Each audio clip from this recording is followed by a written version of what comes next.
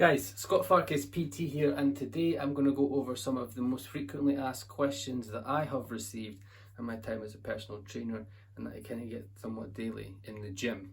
Some of these questions that we associate are myths, actually, and some of them are actually true.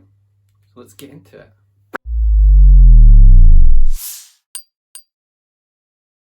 Question number 1. Should I eat breakfast? There was a time when everyone told you to eat breakfast as the most important meal in the day. The truth is, yes and no. If it was for fat loss, breakfast is not really too important. If you're a person who does not normally eat breakfast, you should not actually force yourself to have breakfast. I believe there was a study that conducted fat loss in terms of people who did not have breakfast. And what they did, they were forced to eat breakfast to see if it actually helped with weight loss. Turns out that it didn't, and these people who typically don't eat breakfast actually put on weight because they were forcing themselves extra food and they were still hungry throughout the rest of the day. So if you don't eat it, you don't really need it.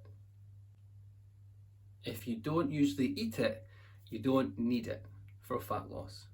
Some people like to do what's called intermittent fasting, and that basically means that they will not have breakfast and they'll probably eat within a small window or a time frame of say 12 to 8 o'clock at night.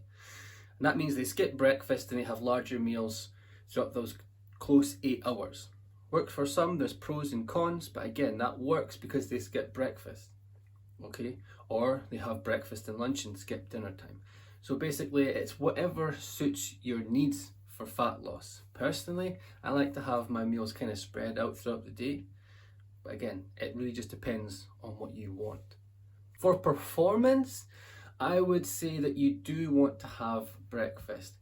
You want to have that somewhat glycogen availability, and that's basically that muscle sugar within your body. If you do what's called fasted cardio, basically you've fasted your body for say those 8-10 hours overnight, and then you do a workout without any food in your body. Now yes, people do get results for this. Some people actually claim mental clarity, which is a good thing, and it is a way of actually oxidizing fat. However, if you're looking for strictly performance wise, it isn't ideal. So what you do want to have is have some sort of carbohydrate or food before your workout if you're looking to get the absolute maximum potential from your performance. Do I have to exercise to lose weight? Short answer is no. You don't really have to exercise to lose weight. Exercise is used primarily for health benefits, but what the main purpose for weight loss is that it actually increases your energy expenditure, or what's called energy out. Your body actually burns calories every day with or without exercise.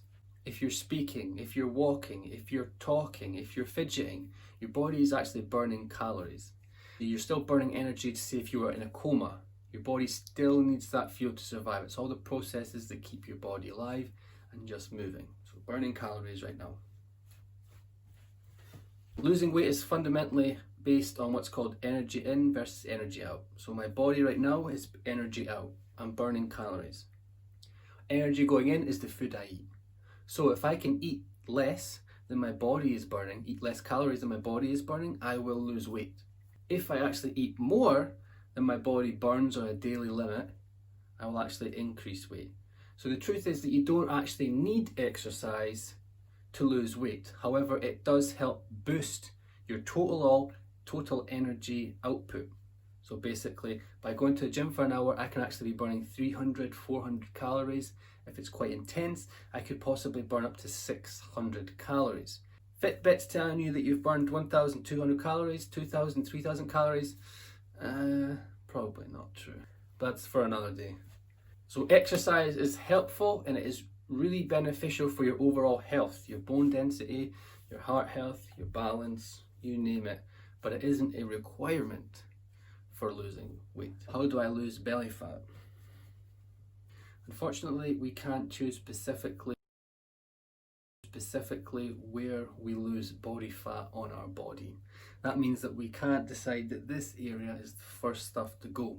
When we are adhering to a fat loss diet, if you lose, say for example, 1 pound of body fat, you're losing a pound of body fat from everywhere, potentially. So that may mean a little bit from the calves, thighs, your butt, a little bit from your stomach, a bit from your chest, a little bit from your arms. When you put that 1 pound into consideration, it doesn't look like you've lost anything at all. Genetics will play a large part in where you will actually lose body fat. It's a shame, but all those Instagram fit models that have the really tiny waist, big ass, skinny arms, that is genetics or surgery. Probably surgery. For some, you may be like the general public, where you hold most of the weight in your arms and your legs and your hips and your stomach. Now, it's not impossible to lose belly fat, however, it's quite stubborn, and typically it is some of the last to go. I like to equate this to somewhat of like a leaking bucket. The leaking bucket, the last drops to come out of that will be the belly fat. So you have to just keep persevering and eventually it will come down. So you will lose weight from all of the other places first generally, then fat from the stomach is last. It's stubborn, but it's possible.